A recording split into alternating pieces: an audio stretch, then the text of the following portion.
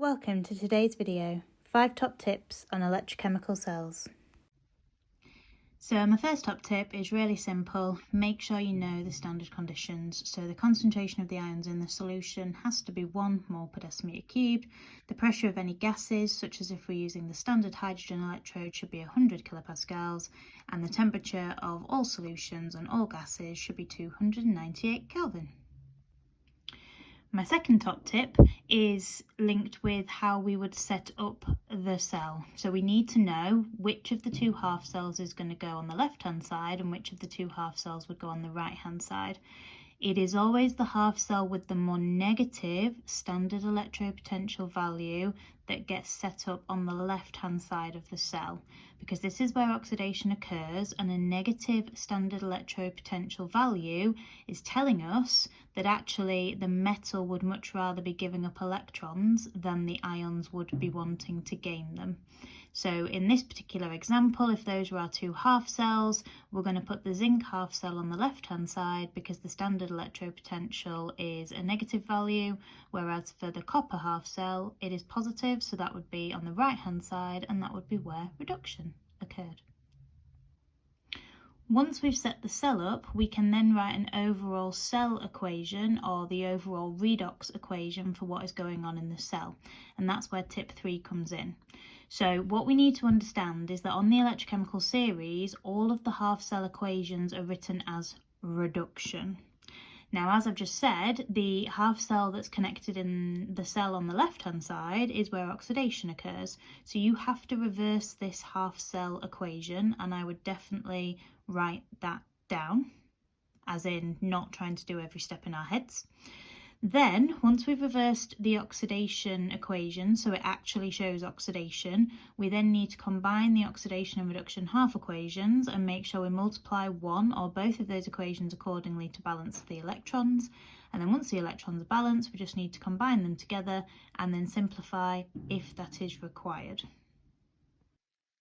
Tip number 4 is then linked to writing conventional cell representations. So we write in order of oxidation and then in order of reduction what is actually occurring within the cell. So if I had a cell set up where I had my zinc and my Zn2+ ions in solution on the left hand side, that'd be where oxidation occurs, and then on the right hand side I had a solution of Ion3+ and Ion2+ ions. That's what the cell representation would look like. So on the left hand side we write them in order of oxidation. The zinc will be oxidized, losing electrons to form zinc ions, and where there is a difference in phase between the solid and the aqueous solution, we draw a vertical line to represent the phase boundary. State symbols are essential here. Then we would have the salt bridge, which is our filter paper soaked in potassium nitrate, ideally, or potassium chloride.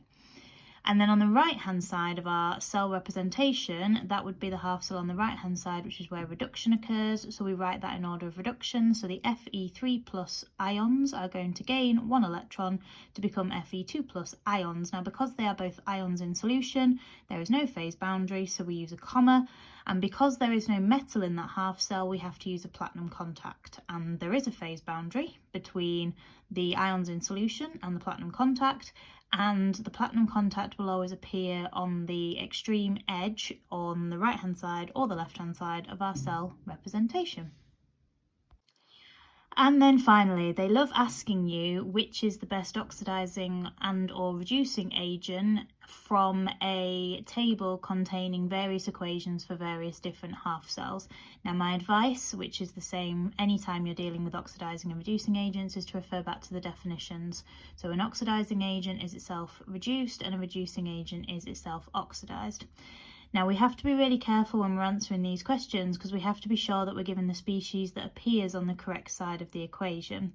So if I was looking for the best oxidizing agent, and those were the 2 half cell equations that I had been given, the best oxidizing agent is the one that is the most keen to be reduced.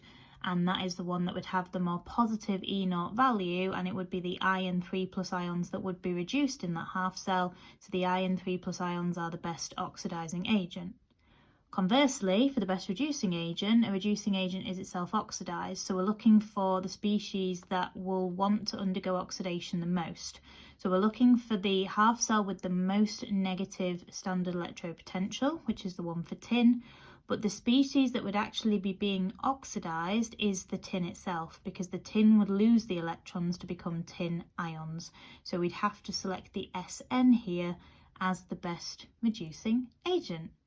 Hopefully that's been helpful. Any questions? You know what to do. Thanks so much for watching. I hope you found it helpful.